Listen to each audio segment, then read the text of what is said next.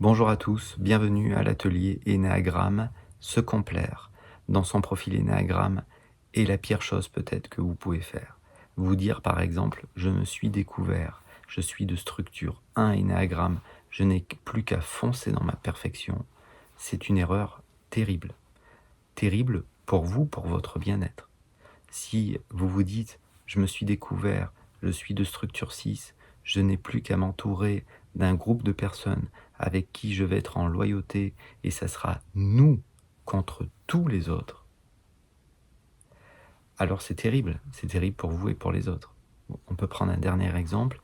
Si vous dites, je me suis découvert, je suis de structure 8 énéagramme, je n'ai plus qu'à dominer mon environnement, avoir un impact toujours plus fort sur lui, tout contrôler, tout dominer, passer à l'action. Si vous dites que c'est ça votre chemin, vous risquez de faire là aussi des ravages. L'énéagramme n'est pas une grille de la personnalité. C'est tellement important de le rappeler.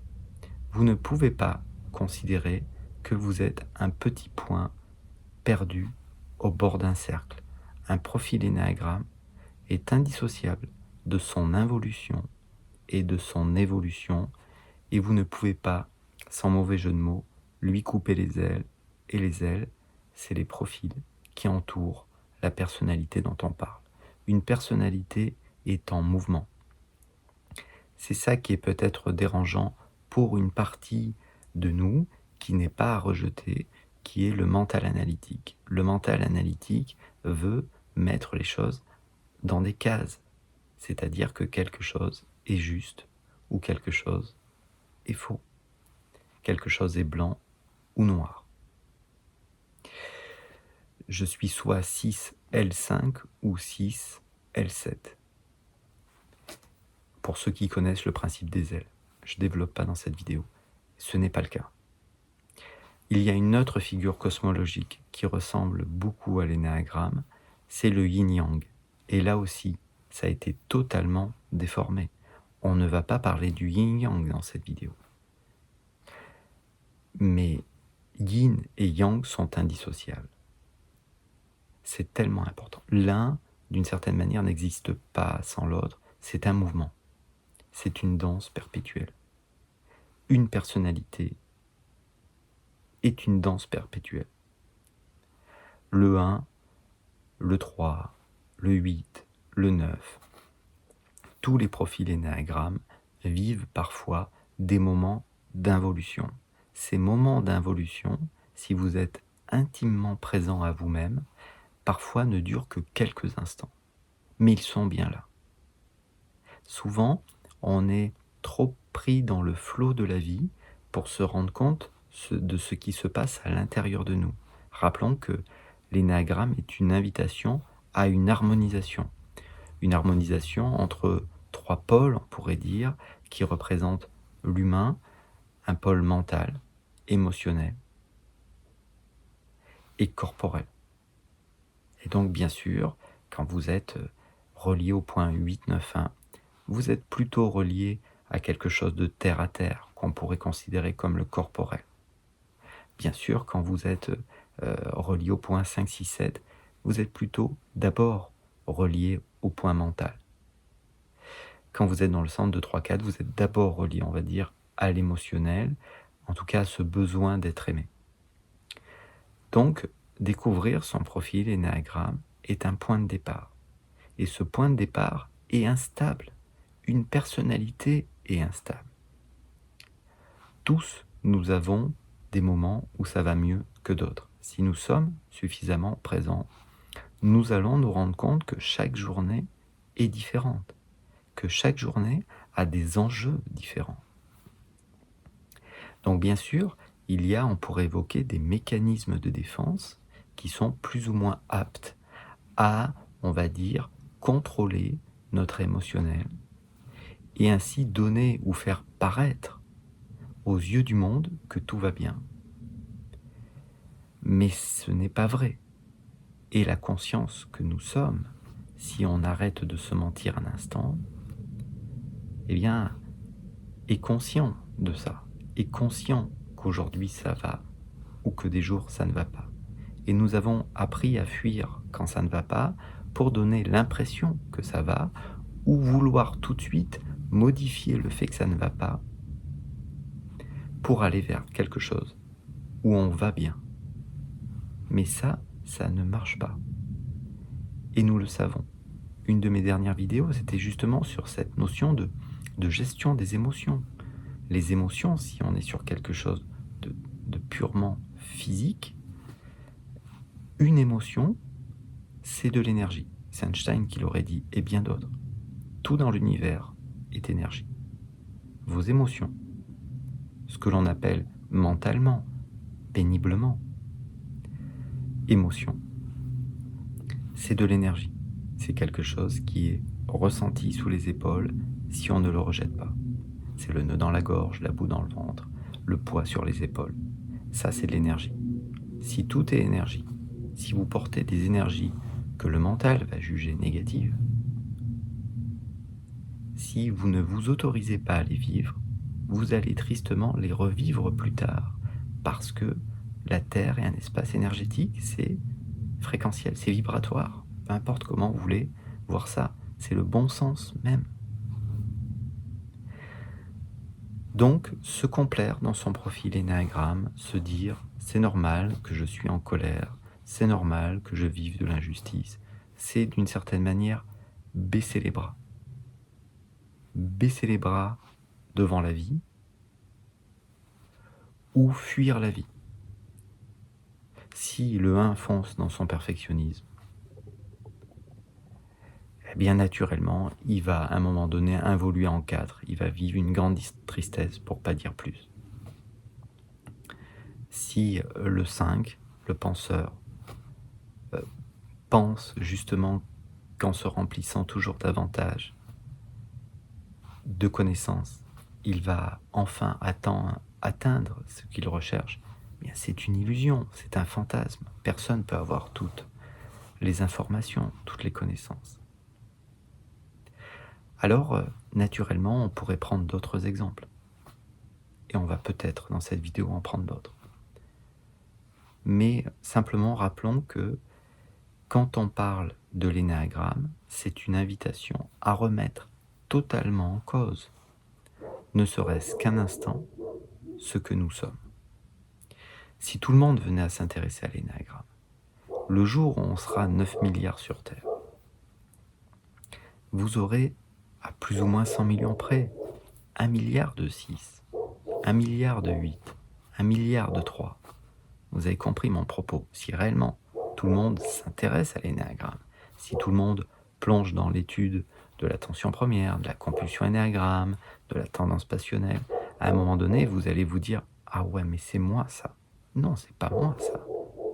C'est la manière dont mon mental filtre l'expérience.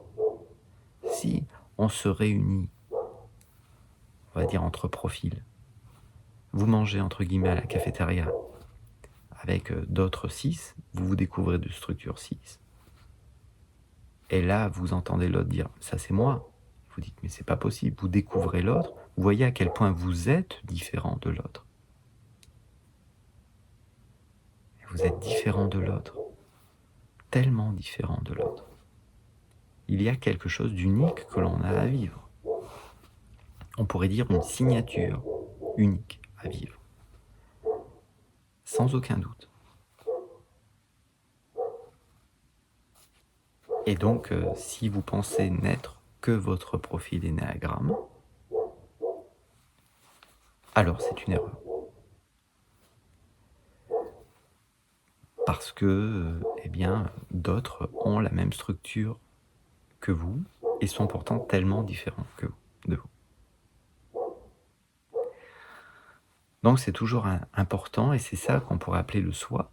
Le soi, même si c'est un mystère, même si on ne trouvera jamais le soi, c'est un constat terre à terre. Si vous pouvez constater que vous êtes d'un profil, que c'est le fonctionnement de votre mental, comment ça se fait si vous n'êtes que votre mental, que vous pouvez le percevoir, ce fonctionnement? Une pensée ne peut pas s'observer soi-même.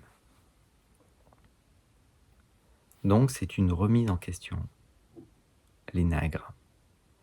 Et d'une certaine manière, si réellement vous travaillez votre profil énéagramme, si vous devenez plus présent, eh bien vous êtes obligé de constater que vous êtes en train d'abandonner ce que l'on pourrait appeler la personnalité énéagramme. D'une certaine manière, elle ne vous définit plus. Alors prenons un exemple. Admettons que vous êtes de structure 8 et que vous vivez une colère que vous aimez bien exprimer dans le monde. On va pas se mentir. Regardez ce que l'autre a dans le ventre. Voilà. Regardez ce que l'autre peut me répondre. Voilà. Si d'une certaine manière vous voyez que vous avez abandonné ce fonctionnement qui est un petit peu dans la confrontation, dans la provocation, est-ce que vous vous êtes appauvri? Est-ce que vous êtes obligé de vous raconter une autre histoire en vous disant « j'ai commencé mon chemin évolutif puisque le 8 évolue en 2, je commence à plus aider les autres sans me poser de questions, sans me prendre la tête ». Est-ce que vous êtes obligé de faire ça? Est-ce qu'on est obligé de définir toujours ce que l'on fait? Donc, il y a l'énéatype. L'énéatype est plus ou moins en évolution ou en involution. Et d'une certaine manière, une involution peut prendre quelques secondes, peut durer quelques secondes. Ça peut être simplement une pensée qui passe par la tête. Et si vous regardez bien, on ne contrôle pas les pensées qui passent par la tête. Là aussi, les gens par exemple qui ont travaillé sur eux, qui ont beaucoup fait d'intériorisation, qui ont beaucoup médité, ou pas d'ailleurs. Vous êtes simplement en train de marcher, ça fait quelques heures que vous marchez, ou vous êtes en voiture, et puis vous voyez des pensées qui émergent. Donc une pensée, si vous la prenez pour étant ma pensée, si vous êtes obligé de vous associer à cette pensée, qui pourtant est simplement arrivée, qui est simplement passée, si simplement vous croyez obligé de vous associer à cette pensée, alors naturellement ça crée une involution. Et on pourrait penser que ce qui crée l'évolution, c'est de s'associer à des pensées constructives, positives. Et si c'était pas le cas en fait? Et si j'étais pas toujours obligé de m'associer à mon profil énéagramme? Et naturellement nous le faisons.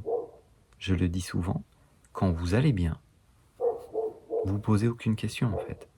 Je donne parfois cet exemple, vous partagez un plat avec des amis, il n'y a pas d'enjeu, vous n'avez rien à défendre. Parfois vous ne fonctionnez pas, peut-être sans vous en rendre compte, je ne sais pas, comme un 4. Vous ne fonctionnez pas comme un 7, comme un 2. Vous êtes juste là et ça suffit et c'est bien. Donc, se rappeler quand même que notre profil énéagramme devient plus épais, plus conséquent quand nous sommes sous stress. Quand nous allons bien, quand nous sommes en paix avec ce qui se passe, notre profil énéagramme devient très léger, très subtil. Voire certaines personnes qui connaîtraient très bien l'énéagramme seraient presque dans l'incapacité d'identifier quel est votre profil. Et donc, si vous voulez, plus vous êtes présent, et plus naturellement, vos blessures émotionnelles, qui, on va dire, soutient votre profil énéagramme, va refaire surface. Donc notre capacité à accueillir encore une fois la vie, dans toutes ces textures, c'est ça qui va déterminer où nous en sommes d'une certaine manière. Mais pensez que si je suis sur le bon chemin, alors je vais ne vivre que des belles choses, et sous mes yeux ne se présentera que des belles choses. Ce n'est pas vrai. Et si je fuis ce qui m'est désagréable pour aller vers quelque chose qui me semble plus agréable, je vais souffrir. Et c'est presque de la physique que de le dire, parce que ce que je fuis, c'est des énergies. Donc à un moment donné, ne pas se confondre avec son profil énéagramme. C'est tellement important. Mon profil énéagramme est peut-être très à l'œuvre. Vraiment, il est là, présent, surtout sous stress. Si je suis en mesure de l'observer, alors ce n'est pas moi. Et je ne suis pas forcément obligé de me recréer un autre personnage qui va mieux. J'ai peut-être juste à être là et à vivre ce qui se présente ici. Et parfois, quand on est ici, sans peur, sans objectif particulier, les choses se font. Ne croyez pas qu'un mot de cette vidéo était prévu. Ne croyez pas que je suis un bon youtubeur. Il n'y a pas d'enjeu, il y a la joie de partager autour de l'énéagramme. L'énéagramme est un point de départ. Il ne faut pas rejeter son involution, parce qu'une involution ne peut être due qu'à une simple pensée auquel je me suis identifié. Ne pas rejeter aussi le fait que ça va bien aussi, naturellement, mais constater que je ne suis pas que ça. Et où j'en suis avec mes ressentis internes. Vous savez, on pourrait se demander si parfois on n'est pas entravé par notre savoir, parce que l'on a, parce que l'on voit aussi. On pourrait se demander si par exemple une personne qui n'aurait pas la chance d'avoir la vue, un être qui n'a jamais vu, est-ce que vous pensez qu'un être qui n'a jamais vu vit forcément une angoisse permanente? Eh bien non. Un être qui n'a pas vu, qui n'a pas eu la chance de voir, qui est né sans la vue, n'est pas forcément en dépression majeure. Il y a une dimension qu'on a totalement délaissée dans la vie, c'est comment je me sens. Si j'arrête de fuir quand ça va mal, si quand quelque chose se présente dans ma vie, j'ai confiance dans le fait que si je vis cette chose qui me semble difficile, ce n'est peut-être pas pour rien, et que derrière, il y a peut-être un cadeau caché, ou que de toute façon, il fallait que je passe par là, parce que c'est vibratoire, parce que c'est de l'énergie, peu importe comment vous voulez voir ça. Donc si, naturellement, il fallait que je passe par cette étape-là dans ma vie, si réellement vous restez avec les moments désagréables aussi, si vous ne voulez pas vivre que des moments agréables, alors vous faites voler en éclats votre personnalité énéagramme. Alors oui, comme c'est une figure cosmologique, vous aurez toujours l'impression que vous êtes du coup sur votre chemin évolutif. Tant mieux, c'est encore une forme de balisage. Mais ne confondons pas vraiment ce que nous sommes.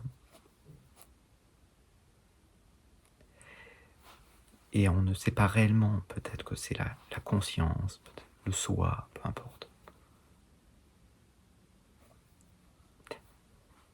Nous ne sommes pas que notre personnalité.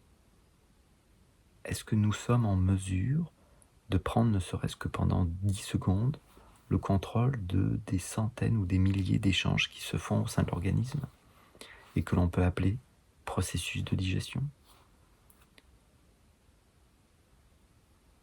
Donc, au lieu de vouloir voir l'énéagramme comme une manière encore de grossir, d'amplifier la personnalité, c'est peut-être simplement une invitation à regarder cette danse permanente entre des moments où ça va, des moments où ça va pas, des moments où curieusement je suis 7L8 ou plutôt 7L6, mais ça demandera un vrai travail. Par exemple, le 7, il a besoin à un moment donné de ramener l'attention dans le présent. Ça sera un bel effort peut-être pour lui. Alors, bien sûr, il peut y avoir un choc traumatique qui passe par là. Je reviens 2 minutes en arrière dans cette vidéo. Je ne suis pas en train de dire que tout est facile à accepter. Il y a certains enjeux dans la vie, certains chocs traumatiques. Peut-être que je suis pas si mal passé que ça pour en parler, comme pas plus que d'autres. Il y a peut-être des chocs traumatiques très lourds, extrêmement lourds, qui effectivement remettent tout en cause et qui ne sont peut-être pas si faciles à supporter que ça. Mais au bout d'un moment, quand la souffrance devient trop importante, c'est comme si on n'avait plus le choix. C'est comme si on n'avait plus qu'à constater la vie, comment elle se présente. Quand on ne peut plus lutter, parce que la vie devient trop difficile, quand on ne peut plus lutter, parce qu'on en a marre, parce qu'on a lu 50 livres sur l'énéagramme,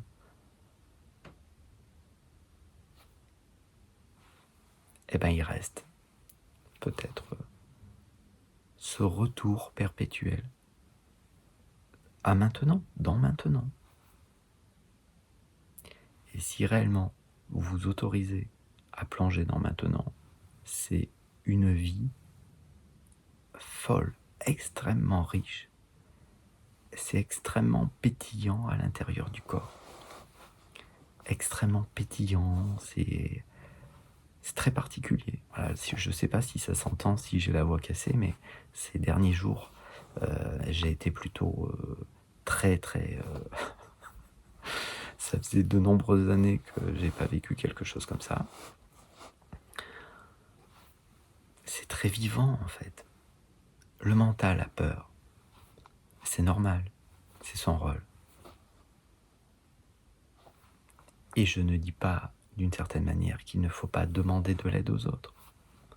Il ne faut pas se couper de la vie. Mais je ne peux pas toujours demander à l'autre de changer. Je ne peux pas toujours demander à l'autre de répondre à mes exigences.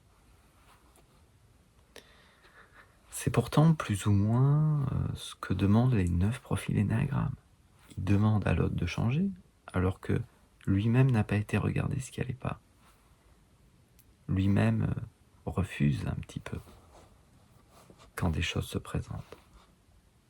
Voilà. Donc ne pas se complaire dans son profil énéagramme. Il n'y a pas de bon profil et il n'y a pas de mauvais profil. C'est un point de départ vers une danse. Je ne sais plus comment on avait fait un partage l'autre jour avec Alvi. D'ailleurs, si vous avez découvert votre profil énéagramme, si vous avez envie de partager quelque chose sur la chaîne, eh bien vous pouvez faire comme Alvi, peut-être Michel aussi bientôt, qui va simplement témoigner eh bien de la découverte de ce profil. Donc, si à un moment donné, eh bien, je ne sais plus ce que je disais, peu importe. Vous voyez, c'est des moments de partage spontané. Il n'y a rien à défendre. Voilà. Donc, la découverte du profil énéagramme, c'est quelque chose d'important. Voilà.